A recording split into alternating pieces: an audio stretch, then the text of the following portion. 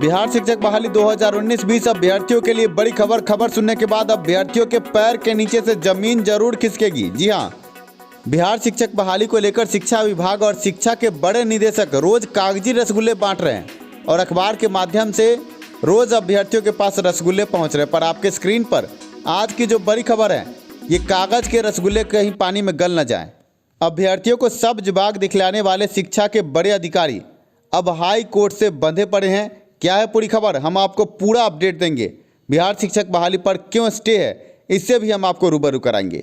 साथ में चर्चा होगी एलपीए पर। क्या बिहार शिक्षक बहाली में सीटेड दिसंबर अभ्यर्थियों को मौका मिलेगा? पटना हाई कोर्ट में जल्द ही बड़ा एलपीए आपको देखने को मिलेगा।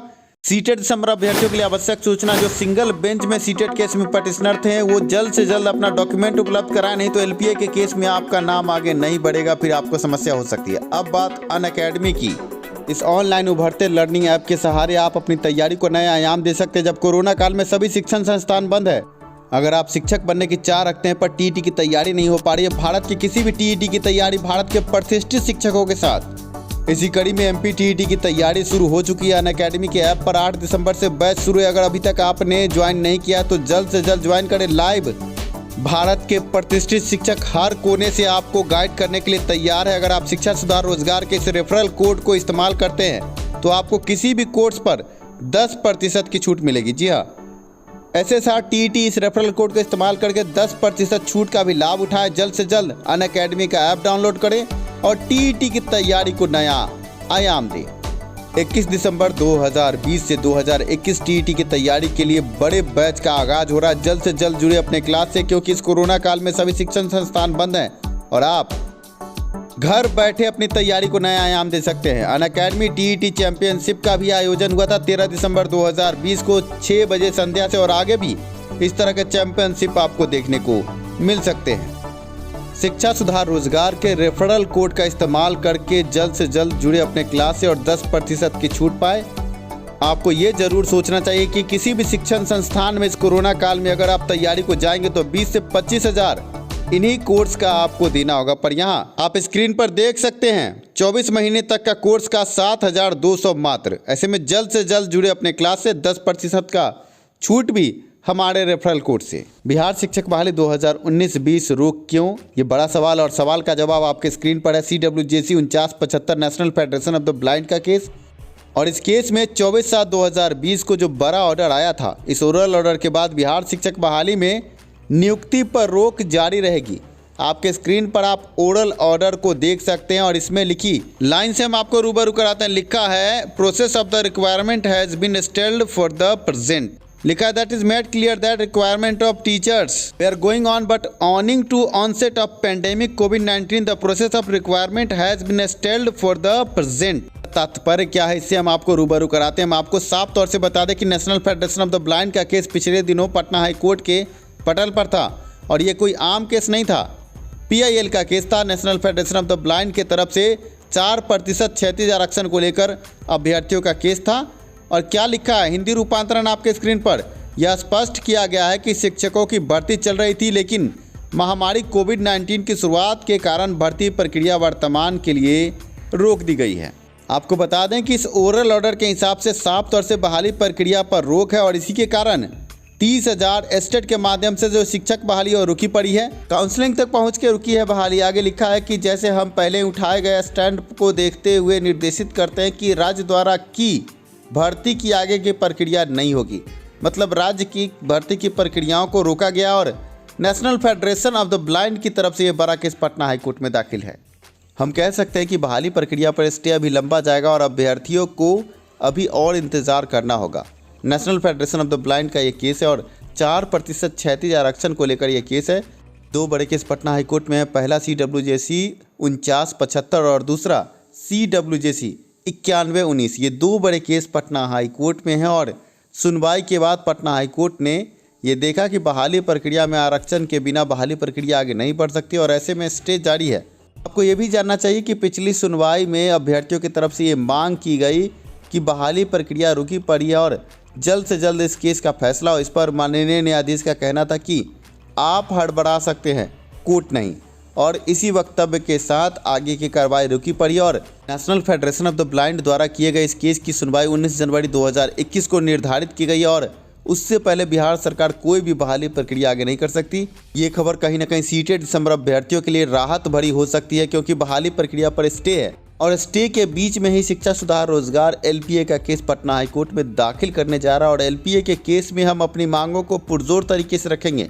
सिंगल बेंच में भी हमने अपनी मांग को पुरजोर तरीके से रखा था और लगातार 3 सुनवाई तक बहाली प्रक्रिया पर स्टे थी। जैसा कि आप जानते हैं, अब एलपीए के केस में भी हम बहाली प्रक्रिया में सीटेड दिसंबर अभ्यर्थियों को मौका देने की बात करेंगे।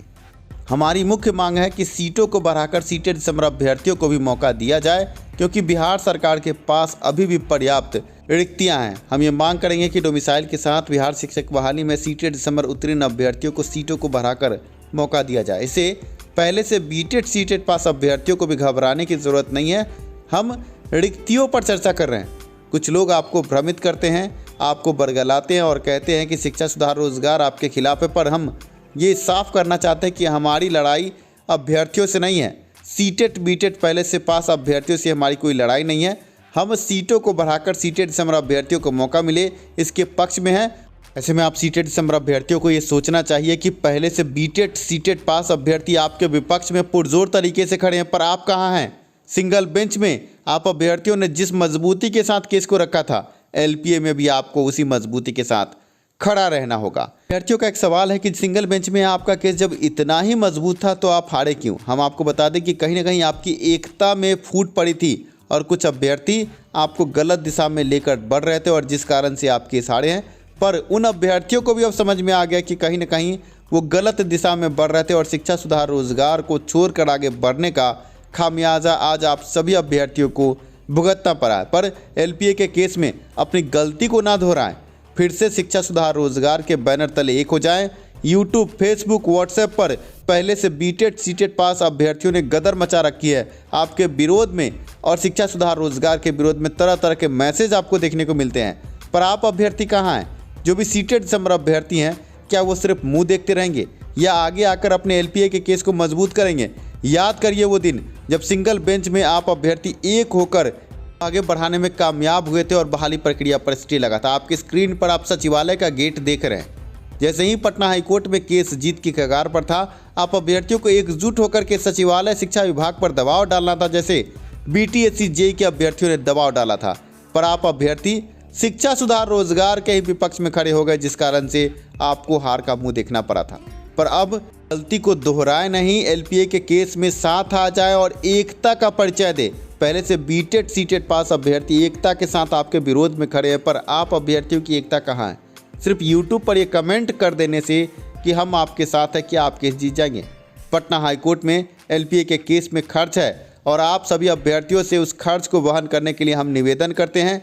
आपको बता दें कि ये केस पटना हाईकोर्ट में ऐसे ही नहीं जा रहा है। अधिवक्ताओं से हमारी वार्ता हुई, अधिवक्ताओं ने ये कहा है कि एलपीए में आपका मुद्दा बहुत मजबूत है और आप एलपीए में ज़रूर जाएं। कोर्ट के वरिष्ठ अधिवक्ताओं से वार्ता के बाद ही एलपीए के केस में हम आगे बढ़े हैं। ऐसे में जब आपने इस वीडियो में देख ही नहीं है कि बहाली प्रक्रिया पर स्टे है और इस बीच में कहीं भी कोई नियोजन नहीं हो सकता, तो एलपीए का केस क्यों नहीं करके हम आगे बहाली प्रक्रिया में अपनी सीट को सुरक्षित करें, अपनी नियुक्ति प्रक्रिया में भागीदारी को सुनिश्चित करें। पर इसके लिए आप अभ्यर्थियों को सहयोग करना होगा। सिर्फ व्हाट्सएप, फेसबुक और यूट्यूब पर जय जयकारा लगाने से आपकी जीत नहीं होगी। आप अभ्यर्थियों को आगे आना होगा। आप क्यों केस आ रहे ये आप भी जानते हैं, अपने दिल से पूछें। कहीं ना कहीं शिक्षा सुधार रोजगार को छोड़कर आप अलग रास्ते पर चले थे, जिस कारण से केस औंधे मुंह गिरा है। पर एक बार फिर शिक्षा सुधार रोजगार आपको आह्वान करता है। बचपन में तीसरी में आपने जो कहानी पढ़ी थी कि एक लाठी को कोई भी तोड़ सकता है, पर लाठी के गट्ठर को तोड़ना बहुत ही मुश्किल है। आज आप सीटेड दिसंबर अभ्यर्थियों को लाठी का वही गट्ठर बनना है। आपके स्क्रीन पर अकाउंट का डिटेल है, फ़ोन नंबर भी है। आप कॉल करके हमसे बात करें, जुड़े अपने केस से। इस लाठी के मार को क्या आप भूल जाएंगे? आप देखें, आप ही का एक अभ्यर्थी साथी आपके लिए खड़ा था मुख्यमंत्री आवास में और लाठियों से इसे रहमी से पीटा गया था। क्या शिक्षकों पर हमला आप बर्दाश्त करेंगे? जी नहीं। हम आप अभ्यर्थियों से कहेंगे कि पटना हाईकोर्ट पर हमारा अभी भी पूर्ण विश्वास है और हम ये पूरा आस लगाकर बैठे हैं कि एलपीए के केस में हम जीतेंगे। पर बड़ी बात यह है, क्या घर पर बैठे सिर्फ वीडियो देख लेने से आप जीत जाएंगे? जी नहीं।